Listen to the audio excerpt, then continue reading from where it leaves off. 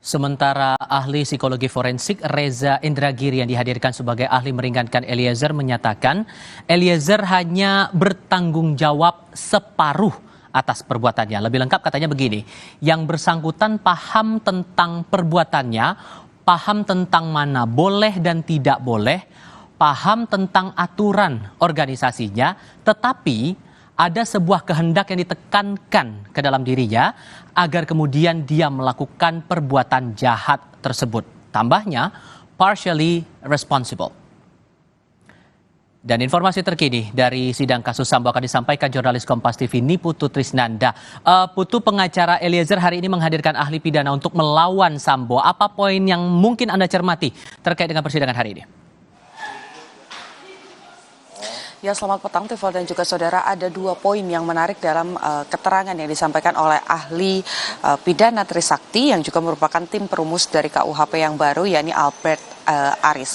Poin yang kemudian disampaikan yang pertama ini berkaitan dengan perintah jabatan yang termaktub dalam KUHP, tepatnya ini pada pasal 51 ayat 1 yang intinya secara sederhana Tifal, ini berisi tentang seseorang bisa bebas dari dakwaan ataupun juga dari tuntutan hukum jika memang hanya melakukan perintah jabatan. Itu tercantum dalam pasal 51 ayat 1 dan tadi juga dijabarkan oleh Albert Aris, di mana ketika seseorang ataupun ada perintah dari orang yang memiliki otoritas ini kemudian memerintah seseorang untuk melakukan tindak pidana ataupun juga tindak kejahatan, maka yang kemudian menerima perintah dan juga melakukan perintah tersebut dan merasa terpaksa ini bisa bebas dari pidana. Ini juga sebetulnya sejalan dengan yang disampaikan oleh ahli ahli psikologi forensik kemarin Reza Indragiri yang juga merupakan saksi yang meringankan Eliezer, yang menyebutkan bahwa bentuk dari tekanan ataupun juga pressure yang dihadirkan Verdi Sambo kepada Richard Eliezer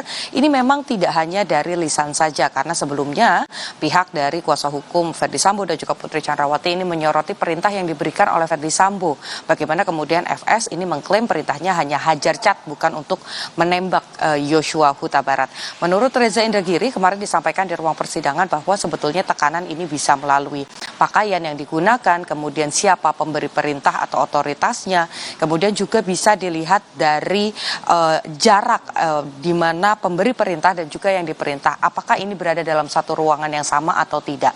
Nah, ini yang kemudian juga disampaikan oleh Albert Aris, diharapkan meskipun nantinya ini ada beberapa hal yang bisa meringankan Eliezer, tetapi kembali majelis hakim nanti yang bisa memutuskan apa vonis yang tepat untuk Richard Eliezer yang juga menyandang status sebagai justice kolaborator seperti yang juga sudah disematkan oleh LPSK. Poin selanjutnya yang menarik, Tifal dan juga saudara, ini berkaitan dengan tes poligraf yang menjadi perdebatan juga di ruang sidang ketika kelima terdakwa ini dihadirkan dalam satu kesempatan yang sama, yakni ada Kuat Maruf, Ricky Rizal, Verdi Sambo dan juga Putri Chandrawati, dan kemudian juga Richard Eliezer yang dihadirkan dalam ruang yang terpisah. Bagaimana kemudian pada saat itu ahli poligraf ini juga menyampaikan bagaimana hasil dari masing-masing terdakwa pada saat itu yang disampaikan. Verdi Sambo mendapatkan nilai -8, kemudian Putri Chandrawati ini mendapatkan -25, di mana angka ataupun juga tanda minus ini menunjukkan indikasi adanya kebohongan. Sementara Ricky Rizal dan juga Kuat Maruf ini punya kecenderungan pernah berbohong dan juga pernah melakukan kejujuran dalam tes yang dilalui.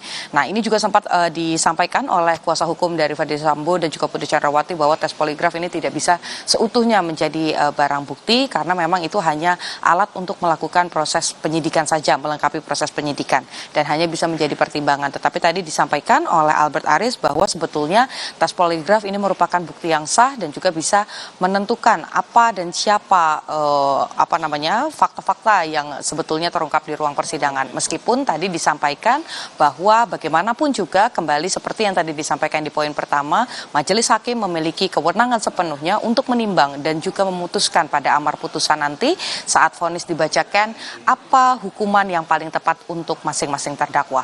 Tifal. Dari Pengadilan Negeri Jakarta Selatan, Niputu Trisnanda melaporkan. Terima kasih.